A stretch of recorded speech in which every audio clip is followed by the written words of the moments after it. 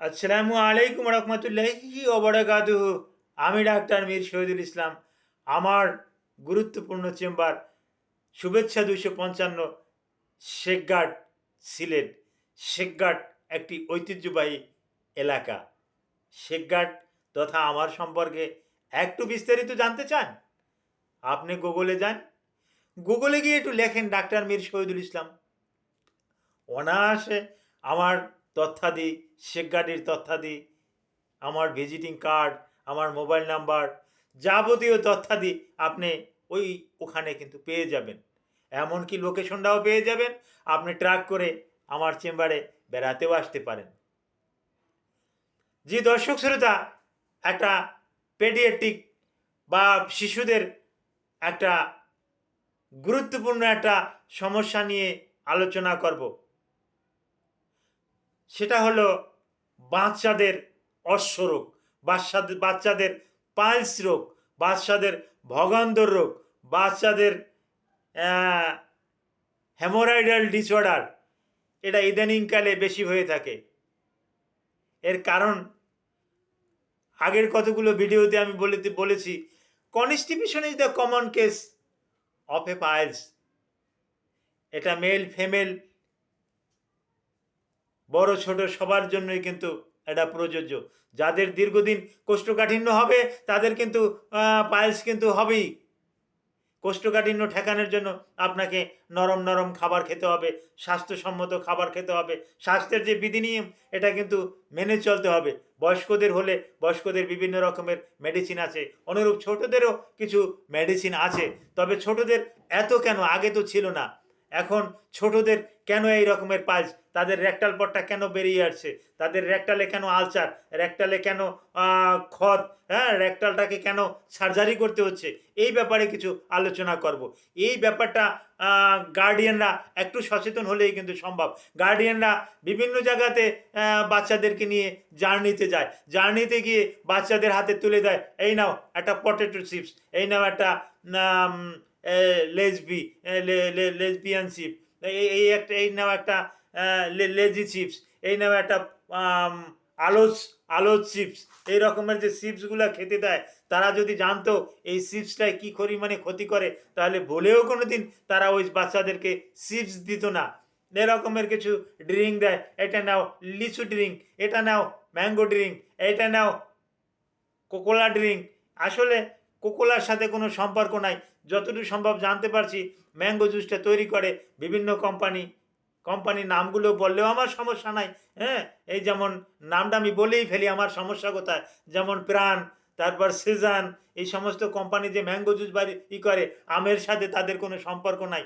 এরা কিন্তু পামকিন বা মিষ্টি কুমড়ো দিয়ে কিন্তু এই ম্যাঙ্গো জুস তৈরি করে। একটু ক্ষতিকর, একটু ফ্লেভার অ্যাড করে, ম্যাঙ্গো ফ্লেভার অ্যাড করে, একটু লিচু ফ্লেভার অ্যাড করে।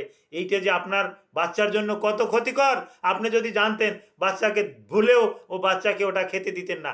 আপনাকে ওটা বাচ্চাকে খেতে দিচ্ছেন, এই খেতে দেওয়ার পরিপ্রেক্ষিতে বাচ্চাদের স্টোমাকে বড় ধরনের একটা গ্যাস হয়ে গেছে, বাচ্চাদের স্টোমাকটা অনেকটা ক্ষতিগ্রস্ত হয়ে গেছে, বাচ্চাদের ডাইজেস্টিভ সিস্টেমের ক্ষতিগ্রস্ত হয়ে গেছে। অনেক বাচ্চাদেরকে দেখা যায় ওই ডাইভার্টিকুলাইটিস সহ বাচ্চাদের ডাইভার্টিকুলা হয়ে গেছে। অনেক সমস্যা ইদানিং বাচ্চাদেরকে আমরা দেখতে পাই। বাচ্চাদের রেকটালটা প্রোলাপস হয়ে গেছে। রেকটাল প্রোলাপস মানে অনেকটা বড় হয়ে যাওয়া। ওই রেকটালটা প্রোলাপস হয়ে গিয়ে রেকটাল পথ দিয়ে বাইর হয়ে যায়। অ্যানাসটাও আস্তে আস্তে ফাঁকা হয়ে যায়, ফাঁপা হয়ে যায়, অ্যানাস দিয়া অনায়াসে বেরিয়ে যায়। এটা যখন বেরিয়ে যায় তখন এটা হাত দিয়ে বাচ্চাদেরকে আবার ঢুকিয়ে দিতে হয়। হ্যাঁ, বাচ্চার মা শৌচকার্য যখন করে তখন বাচ্চাদেরকে হাত দিয়ে কিন্তু ওই পায়ুপথে ওই পায়খানার রাস্তাটাকে ঢুকিয়ে দেয়। এভাবে ঢুকিয়ে দিতে দিতে একটা সময় ওখানে আলসার হয়, গ্যাংগ্রিন হয়, এমনকি ইদানিং ক্যান্সার রোগ নিয়ে আমাদের কাছে বাচ্চারা আয়। তো ক্যান্সার রোগের চিকিৎসা তো বড় ধরনের কেমোথেরাপি, রেডিওথেরাপি, আরও কত চিকিৎসা আছে।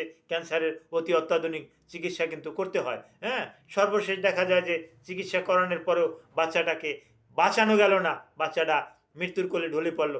এর জন্য দায়ী কে? দায়ী আপনি বাবা, আপনি মা। কেন আপনি জেনে শুনে বাচ্চাটাকে ক্ষতি করলেন? কেন আপনার টাকা আছে তাই আপনি তার হাতে চিপস তুলে দিলেন? কেন আপনি তার হাতে ওই অখাদ্যটা তুলে দিলেন? এই অখাদ্য তুলে দেওয়ার পরিপ্রেক্ষিতে বাচ্চাদের এই রকমের সমস্যা। আপনি যদি বাচ্চাদেরকে সুষম খাবার নিজের হাতে তৈরি করে খাওয়াতে পারেন, বিভিন্ন রকমের সবজি দিয়ে খিচুড়ি, বিভিন্ন রকমের মাছ, মাংস, আপনি সঠিকভাবে যদি সঠিক নিয়মে যদি বাচ্চাটাকে এই নিউট্রিশন দান করতে পারেন, আপনি যদি বাচ্চাটাকে ডায়েটিশিয়ানদের মতে আপনি যদি পরিচালনা করতে পারেন, এই বাচ্চাটাকে নিয়ে আর কোনো রকম কোনো টেনশনের কারণ নাই। বাচ্চাদের হেমোরয়েডাল ডিসঅর্ডার হবে না, বাচ্চাদের পাইলস হবে না, বাচ্চাদের ওরিস হবে না, বাচ্চাদের সিলেটের ভাষায় বলে কম্বল, এই কম্বল হবে না। বাচ্চাটা ভালো থাকবে। বাচ্চাটা ভালো থাকলে আপনার মন মানসিকতাও ভালো থাকবে। বাচ্চা সুস্থ, আপনিও সুস্থ। কারণ প্রত্যেকটা বাবা মাই তার সন্তানের জন্য বেশি বেশি করে একটা উদ্বিগ্ন থাকে, টেনশন থাকে, চিন্তা থাকে যে আমার সন্তানরা কিভাবে কি। তো সন্তানটাকে আপনি নিজেই যদি আপনি মৃত্যুর দিকে ধাবিত করে দেন, তো আমি ডাক্তার, আমি কি বলবো আপনি আপনার বাচ্চাটাকে কেন ম্যাঙ্গো জুস কিনে দিয়েছেন, আপনার বাচ্চাটাকে এই 150 টাকা 200 টাকা দিয়ে দামের এই এত বড় একটা বক্স চিপস কিনে দিয়েছেন, এটা কি দরকার? এই প্রিয়াঙ্গেল কিনে দেওয়ার কি দরকার? আরও কত রকম কি আছে, এটা কি দরকার? এটা বলতে গেলে তখন আপনি বলবেন যে স্যার আপনার টাকা দিয়ে কি আমি কিনছি? আমার টাকা দিয়ে আমি কিনছি, আমার বাচ্চাদেরকে কিনে দিছি, এটা আপনার সহ্য হয় না? এরকমের বলে অনেকে, বলেও ফেলে।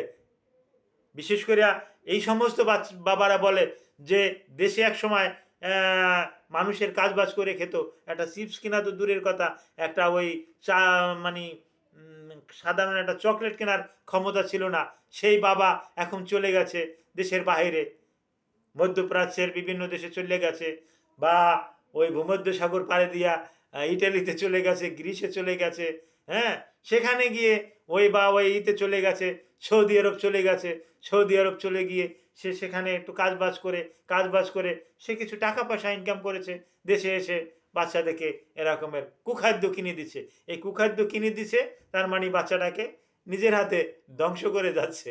হ্যাঁ, তো ওই সমস্ত পিতাদেরকে বলবো, ওই সমস্ত মাতাদেরকে বলবো, বাচ্চাদেরকে ধ্বংস করবেন না। আপনারা একজন অভিজ্ঞ ডায়েটিশিয়ান, নিউট্রিশিয়ান, একজন অভিজ্ঞ চিকিৎসক এর সাথে আলাপ আলোচনা করে তারপর যদি বাচ্চাকে সঠিক খাবারটা খাওয়ান, তাহলে বাচ্চাটা পাইলসে আক্রান্ত হবে না।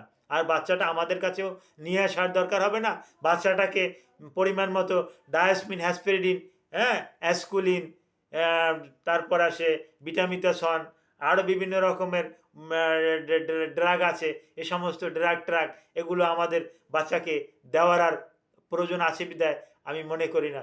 আপনি সচেতন থাকুন, আপনার বাচ্চাকেও সচেতন রাখুন, বাচ্চার দিকে খেয়াল নিন। আল্লাহ সুবহানাহু ওয়া তাআলা আপনাদের সকলকে ভালো রাখুক। আমিন। Thank you all.